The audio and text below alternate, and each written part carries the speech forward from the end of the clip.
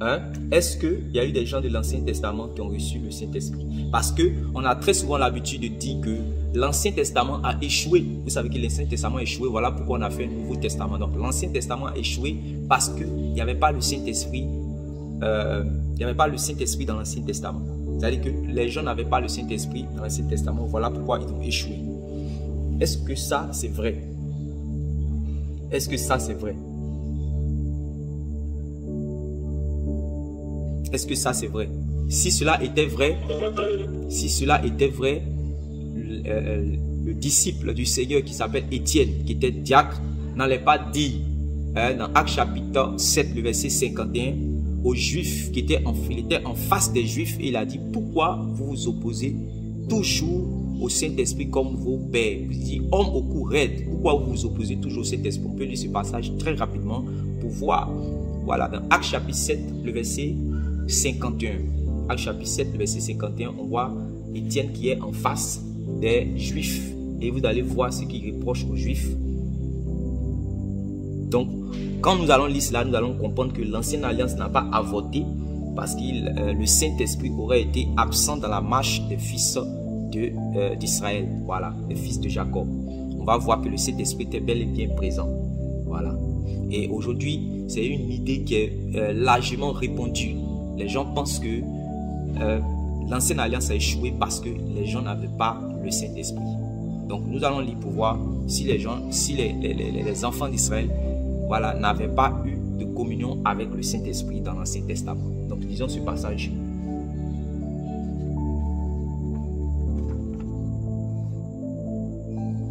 Il faudrait que vous soyez rapide quand je dis de donner les passages que je donne. Vous lisez ça très rapidement.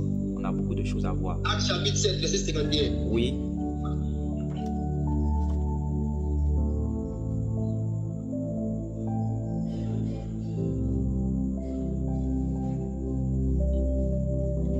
Entre beaucoup d'aide, ainsi aussi de cœur et d'oreille. Vous opposez toujours au Saint-Esprit. Ce que vos pères ont été, vous l'êtes aussi. Très bien. Donc, en fait, il dit qu'il est en face des gens qui sont en train de s'opposer au Saint-Esprit. Il dit: homme au cou raide, vous vous opposez toujours au Saint-Esprit comme vos pères. Donc ça veut dire que ceux qui sont en face de lui sont en train de s'opposer au Saint-Esprit. Voilà, c'est-à-dire que leur père, ils se comportent comme leur père. C'est la même chose que le Seigneur Jésus va dire dans Matthieu chapitre 23. Lorsque il dit les Juifs se disaient en eux-mêmes que s'ils étaient au temps de leur père, ils n'allaient pas s'associer à eux pour tuer les prophètes. Et puis il a dit que vous êtes en train de mentir. D'ailleurs, même combler la mesure de vos pères. Voilà, combler la mesure de vos pères. Ça veut dire que le Seigneur Jésus est en train de dire que vous êtes pareil comme vos pères qui ont tué les prophètes. Il dit que c'est vous qui avez tué les prophètes depuis Abel jusqu'à Zacharie, que vous avez tué entre le temple et l'autel. Voilà. Donc c'est la même chose que Étienne aussi dit. Étienne dit: homme au cou raide. C'est vous opposez toujours au Saint-Esprit. Voilà. Donc le Saint-Esprit était bel et bien dans l'Ancien Testament. Et le Saint-Esprit avait une communion avec des gens de l'Ancien Testament. Mais beaucoup en fait l'ont résisté. Beaucoup sont opposés au Saint-Esprit. Voilà. Beaucoup sont opposés au Saint-Esprit. Donc c'est la première chose d'abord à savoir avant de répondre à la question. Voilà, de savoir si le Saint-Esprit peut se retirer d'un chrétien. Parce que je sais où certains chrétiens vont commencer à en venir. Ils vont dire que dans l'Ancien Testament, le Saint-Esprit était sur les chrétiens. Vous avez déjà entendu ça, non? Et sur les enfants d'Israël. Il dit dans l'Ancien Testament, le Saint-Esprit était sur eux, mais le Saint-Esprit n'était pas en eux. Amen. Le Saint-Esprit était sur eux, mais le Saint-Esprit n'était pas en eux. Ou bien le Saint-Esprit était avec eux, mais le Saint-Esprit n'était pas en eux. Parce qu'ils disent que le Saint-Esprit ne peut pas se retirer du chrétien parce que le Saint-Esprit, cette fois-ci, dans la Nouvelle Alliance, vient habiter. Amen. Il vient résider. Donc, le fait qu'il vienne résider, le fait qu'il vienne habiter dans le chrétien, alors il ne peut plus se retirer parce que c'est le sceau que Dieu a marqué pour mettre ceux qui sont pour lui et ceux qui ne sont pas pour lui. Et c'est cette logique-là même qu'ils prennent pour enseigner ce qu'ils appellent la sécurité éternelle. Le fait que quelqu'un a été sauvé une bonne fois pour toutes et c'est terminé. Il va rentrer, quel que soit tout ce qui va se passer dès qu'il a reçu le Saint-Esprit. Voilà, il est le gage Voilà, il a reçu également le sceau pour ne plus jamais se perdre. Voilà. Alors, nous avons commencé par voir d'abord l'existence du Saint-Esprit dans l'Ancien Testament. Nous avons établi cela. Amen. Vous êtes d'accord? On a établi que le Saint-Esprit a existé dans l'Ancien Testament. Amen. Maintenant, on va voir avec les versets de manière pratique comment le Saint-Esprit a marché avec des gens. Et on va voir s'il était sur eux seulement, ou il était en eux, ou il était avec eux, ou il résidait en eux, pour voir. Parce que plusieurs personnes disent que en réalité, le Saint-Esprit ne peut pas se retirer du chrétien parce que c'est différent par rapport à ceux de l'Ancien Testament. Dans ceux de l'Ancien Testament, il venait sur eux ou il était avec eux. Alors que les gens du Nouveau Testament, il vient en eux. Ouais. Donc c'est une idée qui est largement répandue. Et vous l'avez certainement entendu. Amen. Donc on va lire la Bible avec quelques passages. Nous allons voir clairement, par exemple, des hommes tels que Joseph. Joseph, si vous prenez Genèse chapitre 41, verset 38. Genèse chapitre 41, verset 38, on parle de Joseph. Joseph était un homme qui était rempli d'esprit. C'est-à-dire que Joseph n'allait pas pouvoir survivre face à cette adversité-là.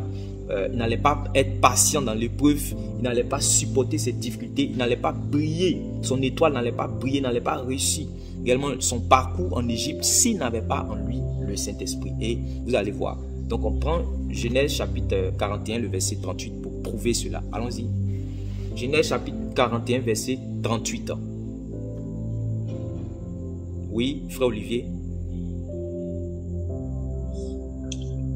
Et Pharaon dit à ses serviteurs, trouverions-nous un homme comme celui-ci, ayant en lui l'Esprit de Dieu? Voilà. Donc, et trouverons-nous un homme comme celui-ci, ayant sur lui, dans lui ou avec lui, ou bien en lui?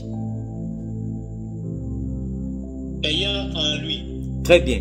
Donc, on dit dans le Nouveau Testament, le Saint-Esprit vient en le chrétien, n'est-ce pas? C'est l'idée qui est largement répandue. Mais nous voyons aussi que dans l'Ancien Testament, amen, dans l'Ancien Testament, le Saint-Esprit était dans un homme, il était en lui. C'est clair? On dit, relis encore le passage. Donc, le Saint-Esprit était en Joseph. Relis le passage pour que ça soit clair. Encore, le Saint-Esprit était en Joseph. Donc, tout ce que Joseph a pu subir, ouais, de la manière dont Joseph a brillé, de la manière dont Joseph a réussi, toutes les épreuves qu'il a subies jusqu'à il est sorti vainqueur, c'est parce qu'en lui, il avait l'Esprit de Dieu. Donc, il avait une communion avec l'Esprit de Dieu. C'est ça qui a fait qu'il a pu, par exemple, résister. Lorsque la femme de Potiphar voulait le tenter, il a résisté. Quand ses frères l'ont vendu, tout ça, vous comprenez? Donc, c'est-à-dire que c'était un homme qui avait en lui, voilà, c'était un homme qui avait en lui l'Esprit de Dieu. Recording in progress. C'était un homme qui avait en lui l'Esprit de Dieu. Lis ça une dernière fois. Et Pharaon dit à ses serviteurs, trouverions-nous un homme comme celui-ci, ayant en lui l'Esprit de Dieu? Très bien. Donc après, vous pouvez continuer la lecture, mais nous venons de voir qu'ils vont appeler Joseph. Voilà. Lis la suite, tu vas voir. Et Pharaon dit à Joseph, puisque Dieu t'a fait connaître toutes ces choses, il n'y a personne aussi intelligent et aussi sage que toi. Amen. Donc c'est le Saint-Esprit qui va lui donner la sagesse et l'intelligence, et le Saint-Esprit qui va, c'est-à-dire que sa communion avec l'Esprit de Dieu qui va l'emmener à être rehaussé en tant que ministre, voilà, en tant que numéro 2 en Égypte. Voilà, c'est clair. Donc maintenant nous allons voir. Recording in progress. Maintenant nous allons voir un autre. Maintenant nous allons voir une autre personne. Je vois qu'il y a une autre main qui s'élève. Ce que tu veux poser comme question, tu la notes. Tu la notes tranquillement et puis on va avancer. Amen. Et Martial soit béni. Donc on voit par exemple un homme comme Daniel à Babylone. Donc comment Daniel va pouvoir, comme vous lisez à partir du chapitre 1, on voit comment Daniel était intègre. Daniel a refusé de se souiller par les mets délicats du palais. Comment il a pu rester réellement intègre dans ces épaisses ténèbres-là? Comment il a pu faire pour vivre pour Dieu? Comment il a pu rehausser le nom de Dieu et rehausser même la crainte de l'Éternel dans toute la grande Babylone. Voilà. Comment il a pu faire cela? Est-ce sans le Saint-Esprit ou avec l'Esprit de Dieu? Alors nous allons voir cela. Prenons dans Daniel chapitre 5. Daniel chapitre 5.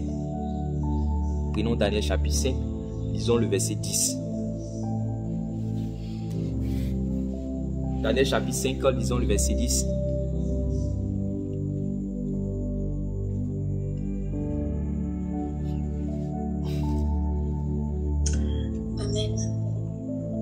La reine, à cause des paroles du roi et de ses grands, entra dans la salle du festin et prit ainsi la parole.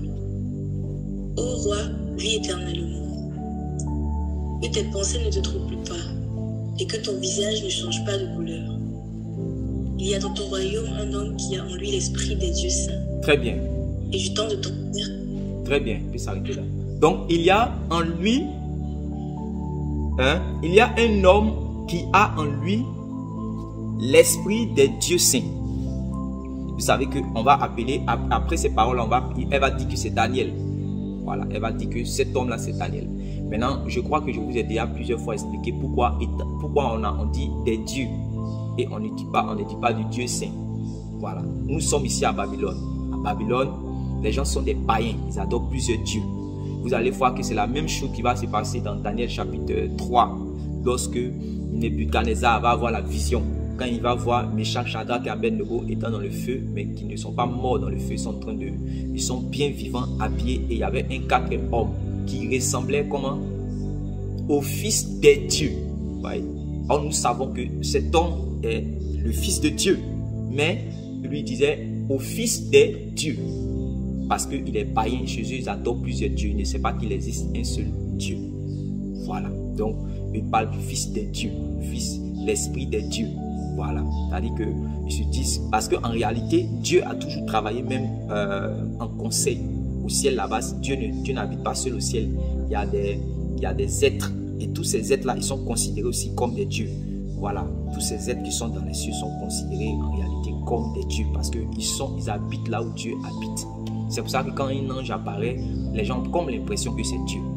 Voilà. S'il apparaît dans son éclat, les gens ont comme l'impression que c'est Dieu. Vous allez voir cela dans l'Apocalypse où l'apôtre Jean va voir un ange après avoir vu la vision du Seigneur dans Apocalypse chapitre 1. Et vous le voyez dans Apocalypse chapitre 19, il veut se prosterner devant un ange. Pourquoi? Parce que sa gloire était rayonnante. Donc, il parle d'un homme qui a en lui l'esprit de Dieu. C'est donc l'esprit de Dieu habitait en Daniel. C'est bon? L'esprit de Dieu habitait en Daniel. Dit qui a en lui, pas sur lui. Donc c'est pour nous dire que ce soit sur lui, que ce soit en lui, que ce soit avec lui, il faut bien remarquer, il n'y a pas d'amalgame. Quand la Bible a dit clairement, il faut le croire. Donc déjà, on vient de prouver que dans l'Ancien Testament, il y avait un homme tel que Joseph qui avait en lui l'esprit de Dieu et un homme tel que Daniel qui avait aussi en lui l'esprit de Dieu. C'est clair? Donc nous prenons encore un troisième exemple. Un troisième exemple. Vous avez connu celui qu'on appelait Bethsaliel. Bethsaliel. Au temps de Moïse dans le désert.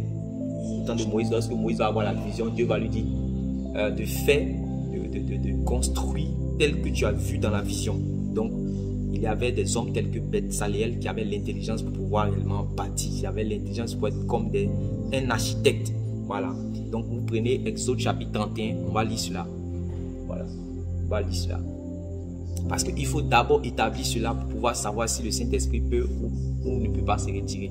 Donc, d'abord, on vient d'établir que le Saint-Esprit est déjà rentré, a déjà une communion avec des gens dans l'Ancien Testament, au point même d'entrer en eux. Oui. Donc, on vient de comprendre par là que le Saint-Esprit ne faisait pas un voyage rapide d'une minute, il fait une œuvre et puis il s'en va et puis les laisse se débrouiller entre eux-mêmes. Non. C'est ce que les gens avaient déjà entendu, il faut que ça soit cassé. Le Saint-Esprit ne venait pas dans l'Ancien Testament pour faire un voyage, il vient sur quelqu'un puis après il le quitte et puis la personne se débrouille seule. Non. Quand on dit l'Esprit de Dieu est dans la personne, c'est clair. C'est comme dans le Nouveau Testament. Donc on lit Exode chapitre 31, verset 1 à 3. L'Éternel parla à Moïse et dit: Sache que j'ai choisi Betsalel, fils d'Uri, fils de Hur, de la tribu de Juda. Je l'ai rempli de l'Esprit de Dieu, de sagesse, d'intelligence et de savoir pour toutes sortes d'ouvrages. Très bien. Donc, il était rempli par Dieu. Il était rempli par Dieu de l'Esprit de Dieu. Donc, Dieu l'a rempli du Saint-Esprit. Oui, rempli du Saint-Esprit. Il était rempli du Saint-Esprit, de sagesse, d'intelligence et de savoir pour toutes sortes d'ouvrages. Donc, Dieu lui avait donné des talents, Dieu lui avait donné l'esprit de sagesse, Dieu lui avait donné l'esprit d'intelligence et Dieu lui a donné le Saint-Esprit. Il était rempli du Saint-Esprit. Amen. Voilà. Et c'est par ce don que Dieu lui avait accordé et cette communion avec le Saint-Esprit et ce revêtement. Voilà. Il était rempli. Voilà. Il était rempli du Saint-Esprit. Et c'est pour cela qu'il a pu faire ce travail d'architecte, ce travail de génie, voilà, pour que l'attente de Dieu soit bien établie. Voilà, soit bien établie. On peut prendre encore un autre exemple, toujours dans le désert, toujours avec les enfants d'Israël, avec le cas par exemple de Josué. Vous savez que le critère de choix de Josué, c'était qu'il soit réellement, qu'il ait en lui l'Esprit de Dieu. Le critère de choix de Josué. On n'a pas choisi Josué comme ça au hasard. On a choisi Josué comme on avait choisi les diacres. Vous voyez, quand on a choisi les diacres dans Actes des Apôtres, on a donné un critère. On a dit qu'il faut que ce soit des gens qui soient remplis du Saint-Esprit. C'est la même manière aussi qu'on a choisi le successeur de Moïse. Voilà, le successeur. Donc Dieu a donné un critère. On va voir cela dans Nombre chapitre 27. Nombre chapitre 27, verset 15. Donc Josué n'a pas été désigné au hasard pour succéder à Moïse. Voilà. Il y avait un critère de base qui a justifié son élection en fait. Et ce critère de base, c'était qu'il y avait l'Esprit de Dieu qui devait résider en lui. Voilà. Donc, on lit Nombre chapitre 27, le verset 15 à 18. Moïse parla à l'Éternel et dit: Que l'Éternel, le Dieu des esprits de toute chair, établit sur l'assemblée un homme qui sort devant eux et qui entre devant eux, qui les fasse sortir et qui les fasse entrer, afin que l'assemblée de l'Éternel ne soit pas comme des brebis qui n'ont point de berger. L'Éternel dit à Moïse: Prends Josué, fils de Nun, homme en qui réside l'Esprit, et tu poseras ta main sur lui. Très bien. Donc, prends Josué. Amen. Prends Josué. Il dit homme en qui réside l'Esprit. Donc, c'est le témoignage de qui? C'est le témoignage de qui? Qui parle? L'Éternel. Très bien. Donc, c'est Dieu qui reconnaît que dans l'Ancien Testament, il y avait un homme en qui résidait. Or, ici, quand on dit résider, ça veut dire quoi?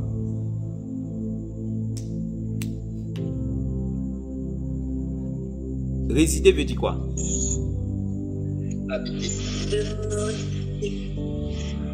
Voilà. Résider veut dire en fait habiter, demeurer. Donc habiter, demeurer. C'est ça, non? Habiter, demeurer. Voilà. Donc on vient d'établir clairement que le Saint-Esprit, c'est-à-dire que non seulement le Saint-Esprit a existé dans l'Ancien Testament, mais le Saint-Esprit, s'il a existé, c'est-à-dire qu'il joue aussi le même rôle qu'il joue toujours dans le Nouveau Testament. Et son rôle, c'est de convaincre de péché, de justice, de jugement.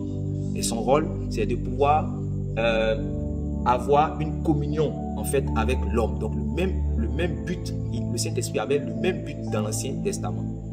Voilà. Et non seulement cela, il y avait d'autres qui se sont laissés convaincre. Ils avaient une communion avec le Saint-Esprit. Donc le Saint-Esprit a pu entrer en eux. Et ils ont pu être agréables à Dieu. Donc eux-là, ils ne sont pas ceux-là que Étienne est en train de parler dans Actes chapitre 7, le verset 51, lorsqu'il dit que vous résistez comme vous plaît au Saint-Esprit. Donc ceux qu'on vient de citer, ont-ils résisté au Saint-Esprit?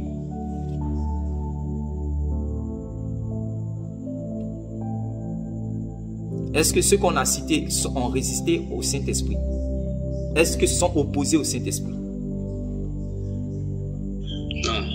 Très bien. Donc, ils ne se sont pas opposés au Saint-Esprit, n'ont pas résisté au Saint-Esprit au point où le Saint-Esprit met ce plaisir d'habiter, de résider, de demeurer en eux. Amen. Voilà. D'habiter, de demeurer, de résider en eux. Voilà. Et on va voir pourquoi maintenant chez les autres, l'Esprit de Dieu n'a pas pu? On va voir cela. Donc on lit. Vous savez que dans le Nouveau Testament, l'apôtre va dire, n'attristez pas le Saint-Esprit de Dieu. Qui a déjà lu ce verset? N'attristez pas le Saint-Esprit de Dieu. N'attristez pas le Saint-Esprit de Dieu.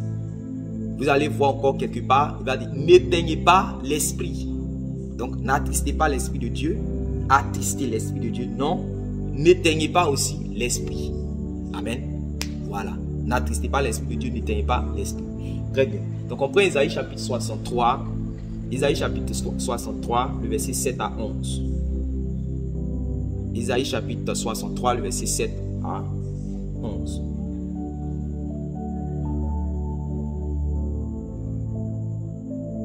On va voir un peu la mentalité du peuple de l'Ancien Testament.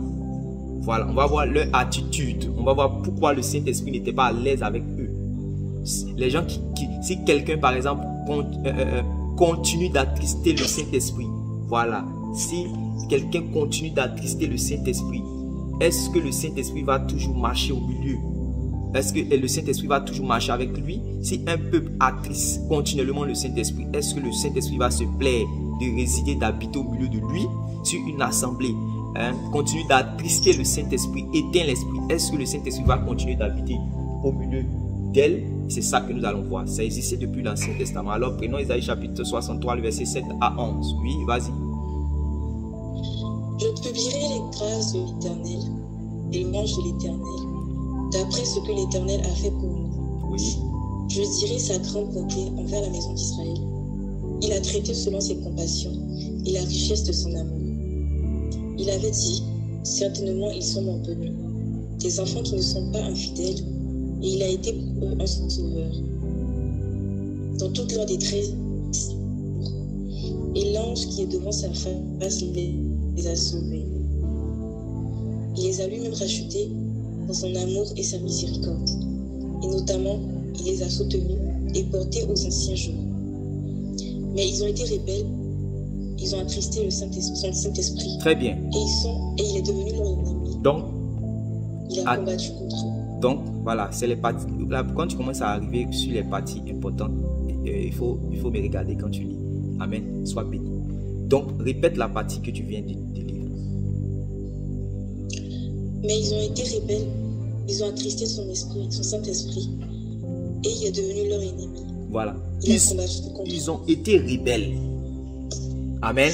Ils ont été rebelles. Ils ont attristé le Saint-Esprit de Dieu. Ça veut dire que le Saint-Esprit est au milieu d'eux.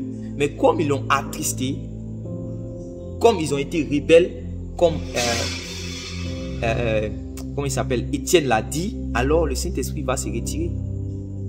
Et alors il faut lire maintenant, tu vas voir. Et il est devenu leur ennemi. Il a combattu contre eux. Donc le Saint-Esprit maintenant est devenu leur ennemi. Il a combattu contre eux, comme réellement il a fait avec Ananias et puis Saphira. C'est pas qui a tué Ananias et puis Saphira. Qui les a tués? Selon Actes des Apôtres. Dieu. C'est qui? Dieu. Non, je sais que c'est Dieu. Moi, je sais. Vous allez me dire qui a tué. Qui a tué Ananias et puis Saphira?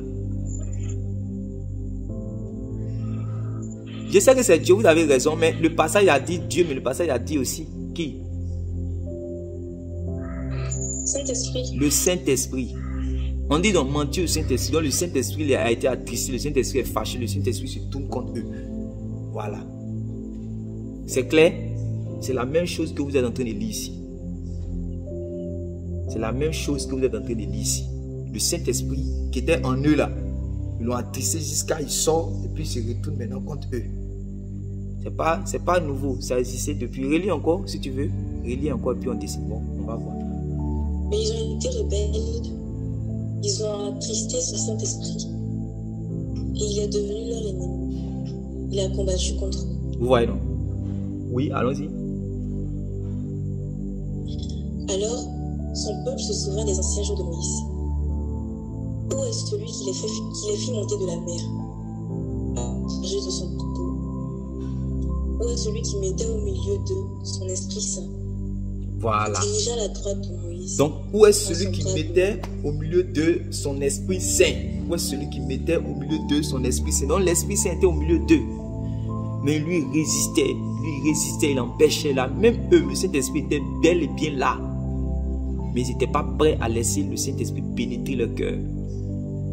Vous comprenez? Ils n'étaient pas prêts à laisser le Saint-Esprit pénétrer leur cœur. Sinon, il était là. C'est quelques-uns qui se sont laissés toucher à cause de leur docilité, leur bonne disposition de cœur. Ceux qui avaient un cœur circoncis. Ouais, c'est pour ça, c'est depuis l'Ancien Testament, Dieu va dire circoncisez vos cœurs. Donc, il y avait d'autres qui avaient le cœur circoncis. C'est pas quelque chose qui est pour le Nouveau Testament seulement. Il y avait dans l'Ancien Testament des gens qui avaient... Si le Saint-Esprit a pénétré, quand il habite dans ton cœur, c'est que ton cœur est circoncis. La circoncision du cœur a existé depuis l'Ancien Testament. Ça, c'est pas un nouveau évangile. C'est dans notre Bible. Amen. Maintenant, quand le Saint-Esprit entre, il faut continuer à marcher avec lui. Il faut t'attendre, il faut obéir aux paroles du Seigneur. Il faut te soumettre à lui. Il faut te laisser conduire par le Saint-Esprit. Il ne faut pas faire comme les chrétiens de Galates. Et nous allons revenir tout à l'heure. Par contre, on va arriver sur la question Galates. Il ne faut pas revenir maintenant. Toi qui as commencé dans l'esprit, pour revenir marcher dans la chair. Parce qu'il y a inimitié entre la chair et puis l'esprit. Donc quand tu commences à marcher dans la chair, tel que Ananas et puis Saphira, tu commences à voler, alors ton ennemi devient le Saint-Esprit. C'est pour cela que vous allez voir que dans l'église de Corinthe, il y avait des chrétiens qui mouraient parce qu'ils prenaient indignement la communion. Ils prenaient indignement la Sainte Seine. Et puis ils ont été frappés par le Seigneur lui-même. Donc, voilà comment on peut comprendre ces choses. Est-ce que le Saint-Esprit quitte? Je vous pose maintenant une question. Est-ce que le Saint-Esprit peut-il se retirer après avoir été attristé? Voilà. Est-ce que quand, c'est-à-dire que quelqu'un éteint l'action de l'Esprit dans sa vie, il a éteint, après encore, il a attristé l'Esprit de Dieu par des mauvais comportements, est-ce que le Saint-Esprit peut-il se retirer de lui? Je vous pose la question.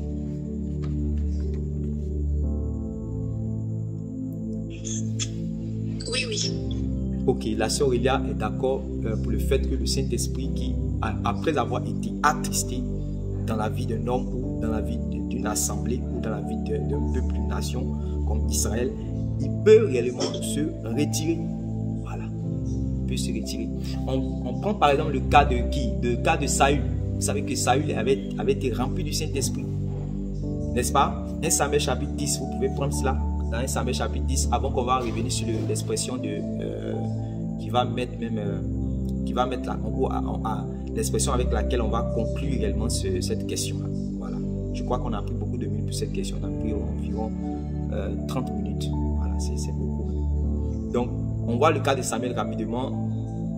1 Samuel, on voit le cas du moins de Saül rapidement dans 1 Samuel chapitre 10. Lis le verset 5. À partir du verset 5 et puis on descend jusqu'à 10. On va voir clairement comment les choses sont passées. Oui. Amen. Après cela, tu arriveras à Gibea Elohim, où se trouve une garnison de Philistins. Oui. En entrant dans la ville, tu rencontreras une troupe de prophètes descendant du haut lieu, précédés du luth, du tambourin, de la flûte et de la harpe, et prophétisant eux-mêmes. Oui. L'Esprit de l'Éternel te saisira. Tu prophétiseras avec eux, et tu seras changé en un autre homme. Oui. Lorsque ces signes auront eu pour toi leur accomplissement, fais ce que tu trouveras à faire, car Dieu est avec toi. Oui. Puis tu descendras avant moi à Gilgal, et voici, je descendrai vers toi pour offrir des holocaustes et des sacrifices d'action de grâce. Oui. Allons-y. Tu attendras toujours jusqu'à ce que j'arrive auprès de toi et que je te dise ce que je dois faire. Dès que Saül eut tourné le dos pour se séparer de Samuel, oui. Dieu lui donna un autre cœur. Donc, et tous ces signes s'accomplirent le même jour. Dieu lui donna un autre cœur par l'action du Saint-Esprit, justement. C'est-à-dire que par l'action du Saint-Esprit, Dieu lui donne un autre cœur. Donc, ce qu'on appelle cœur nouveau, je disais ça quand je crois que je disais ça dimanche. Ce qu'on appelle cœur nouveau là, c'est pas quelque chose qui est exclusif aux chrétiens de la Nouvelle Alliance. Non, à l'église de la Nouvelle Alliance. Non. Les gens de l'Ancien Testament, Dieu a fait cette œuvre là aussi avec quelques personnes. C'est clair? Donc, on dit, il a eu un cœur nouveau. C'est pas ça? Cœur nouveau de Ézéchiel chapitre 36, où Dieu a dit, je vais vous donner un cœur nouveau là. On lui a donné un cœur nouveau. Et Dieu était avec lui et il a reçu l'Esprit de Dieu. Après ça, vous avez lu l'histoire de Saül. Vous allez voir comment il va se comporter. Il va marcher contrairement à la volonté de Dieu. Il va désobéir jusqu'à ce qu'il devienne maintenant abominable aux yeux de Dieu. Au point où Dieu maintenant va lui retirer son Saint-Esprit. Qui a vu que dans la Bible qu'on a retiré le Saint-Esprit à Saül? Pour qu'on puisse aller rapidement. Saül, c'est-à-dire Dieu a-t-il retiré son Saint-Esprit à Saül? Faites signe rapidement. Est-ce que Dieu a retiré l'Esprit de Dieu à Saül? Oui. Très bien. Donc, Dieu a retiré l'Esprit de Dieu réellement à Saül. Donc, le Saint-Esprit a été attristé en Saül. Donc, il est quitté. Donc, le Saint-Esprit qui était rentré s'est retiré. Donc, on voit un exemple clair. C'est bon? Maintenant, quand le Saint-Esprit s'est retiré, qui est venu? C'était un démon qui est venu. On voyait qu'il était agité par les démons. Au point où les gens qui travaillaient dans son palais lui ont conseillé d'envoyer quelqu'un qui sache jouer la flûte pour qu'il soit apaisé.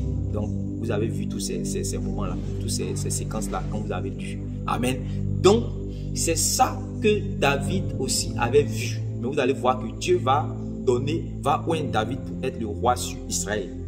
Mais David va marcher bien, toujours il va marcher. Il était même l'homme selon le cœur de Dieu, jusqu'à ce que David se conduise mal avec l'épisode avec Bathsheba, la femme d'Uri. C'est ça. Et donc, quand il va pécher, Dieu va envoyer Nathan, et Nathan sera l'instrument par lequel il va convaincre David de pécher. Amen. David va reconnaître cela. Mais David va faire ce que nous avons l'habitude de lire dans Psaume chapitre 51. David va plaider devant la face de l'Éternel. Et vous allez voir dans la plaidoirie dans le plaidoyer de David, vous allez voir ce qu'il va dire dans Psaume chapitre 51, et vous allez voir si le Saint-Esprit peut se retirer si le Saint-Esprit peut se retirer réellement d'un chrétien, ou se retirer dans quelqu'un qui est déjà rentré en lui. Amen. Donc on prend Psaume chapitre 51, il va dire trois choses très importantes du verset 9 au verset 11. Psaume chapitre 51. Il va dire trois choses. Il va parler de la rémission des péchés, il va parler des nouvelles dispositions du cœur, puis il va parler de la conservation du Saint-Esprit pour ne pas être séparé définitivement d'avec le Seigneur. C'est les trois choses qu'il va parler dans Psaume chapitre 51, le verset 9 à 11. Allons-y. Purifie-moi avec l'hysope et je serai pur. Lave-moi et je serai plus blanc que la neige. Vous voyez, donc ça c'est la rémission des péchés. Amen, la rémission des péchés. Oui, allons-y, deuxième point. Lave-moi et je serai plus blanc que la neige. Oui. Annonce-moi l'allégresse et la joie, oui. Et les eaux que tu as priées se réjouiront. Oui. Détourne ton regard de mes péchés. Donc tout ça c'est le premier niveau. Tout ça c'est le premier niveau. Efface mes transgressions, lave-moi. Tout ça c'est la rémission de ses péchés. C'est que le mal qu'il a fait, il demande à Dieu de lui pardonner. Doté de Dieu, efface ses péchés. Donc c'est la rémission des péchés. Première étape, oui. Deuxième étape. Oh Dieu, crée en moi un cœur pur. Donc, deuxième étape, de nouvelles dispositions du cœur. Lorsque quelqu'un pêche, il ne doit pas seulement demander à Dieu, Seigneur, pardonne-moi, que oui, Dieu te pardonne, mais est-ce que tes nouvelles dispositions, ce qui t'a emmené, du moins tes dispositions, ce qui t'a emmené à faire ce mal-là, est-ce que tu as dit à Dieu d'enlever ça définitivement de ton âme? Parce que si tu n'as pas demandé ça, tu vas retourner en quoi? C'est que, voilà, tu es en train de demander pardon à Dieu là, tu vas retourner très bientôt même. Voilà, donc David savait ça, donc David dit à Dieu, pardonne-moi, je t'en supplie, efface mes péchés. Mais c'est mon cœur qui m'a mené à aller faire ça là. Il faut changer ça. Vous voyez, un renouvellement de l'intelligence. Il faut changer cela. Amen. Donc de nouvelles dispositions du cœur. Deuxième partie. Troisième partie. Renouvelle en moi un esprit bien disposé. Ne me rejette pas loin de ta face. Ne me retire pas ton Saint-Esprit, ton Esprit Saint. Donc ne me retire pas. Donc le Saint-Esprit de Dieu habitait en David. C'est pour cela tout ce que vous lisez dans les psaumes, vous êtes content, vous chantez, parce que David était inspiré par le Saint-Esprit. Tout ce qu'on lit, on dit, ah vraiment il était inspiré, jusqu'à ce qu'il a prophétisé les choses par rapport au Christ. C'est parce que le Saint-Esprit est en lui. L'homme selon le cœur de Dieu, tous les cantiques qu'il a chantés, ouais, c'est parce que le Saint-Esprit habitait en lui. Mais arrivé à certains moments, comme le Saint-Esprit n'est pas un robot, il a commencé maintenant du moins comme le Saint-Esprit ne robotise pas, il brigande personne, il est là seulement pour convaincre, il est là seulement pour nous montrer les voies, mais c'est à nous de lui obéir. Nous sommes libres, nous sommes des êtres, nous avons une volonté. Voilà, et c'est avec cette volonté-là que nous devons nous soumettre au Saint-Esprit. Et c'est ça, arrivé à ce moment, il a commencé à vivre dans le péché, il est tombé dans le péché avec Bathsheba, la femme d'Uri. Vous voyez, il est devenu criminel, il allait tuer Uri, il a fait tuer, il est devenu assassin. Vous voyez, donc il fallait que Dieu réellement le ramène sur le droit chemin. Et Dieu l'a envoyé Nathan. Quand il a compris que Dieu, la colère de Dieu était sur lui, il demande à Dieu maintenant. Et ce n'était pas une prière comme ça d'un coup, non. Vous savez que quand vous lisez Psaume 51, si vous faites une bonne étude, vous allez comprendre que depuis ce temps-là, il cherchait la face de Dieu, parce que le péché d'après lui-même est rentré jusqu'à dans ses os. C'est pour dire qu'il cherche. Vous savez, souvent il y a certains types de péchés. Quand vous avez commencé le début de la foi, le Seigneur, vous avez marché, il n'y a pas de problème, mais il y a des choses que vous avez commis. Souvent vous partez vous mettre à genoux, vous priez, mais le Seigneur dit non. C'est comme si vous sentez que vous n'êtes pas encore pardonné. Donc vous êtes obligé de continuer à prier jusqu'à ce que vous sentez une paix. Parce que Dieu n'est pas figé. Dieu n'est pas un guichet automatique. Dès que tu mets réellement un verset, 1 Jean 1, le verset 9, Seigneur, si nous avons péché, nous reconnaissons nos fautes, tu es fidèle et juste pour nous pardonner. Dès que tu mets à mettre un te pardon, le sang de Jésus te purifie. Dieu n'est pas un guichet automatique du sang de Jésus. Dieu n'est pas guichet automatique du sang de Jésus. Dieu est une personne. Tu vois, tu peux venir demander pardon puis dire que mon ami, j'accepte pas. Parce que ce que tu as fait, c'est trop, c'est trop fort. Puis tu as duré tes temps jusqu'à... Souvent, il va te faire payer une peine. Tu vas te corriger pour ça. Sur cette terre-là, il va te corriger pour ça. C'est pour ça que le péché ne joue pas avec ça. David a souffert là. Demander pardon à Dieu jusqu'à après il renouvelle encore mon disposition. Après Saint-Esprit là, ce moment-là, pardon. On va me retirer ton Saint-Esprit. Amen. Donc, mes frères et sœurs, il faut que ça soit clair une bonne fois pour tout temps. Le Saint-Esprit peut se retirer d'un chrétien. Voilà. Le Saint-Esprit. Le Saint-Esprit, vous n'allez pas me dire que Ananias et puis Saphira sont morts avec le Saint-Esprit. C'est le Saint-Esprit lui-même qui les a tués.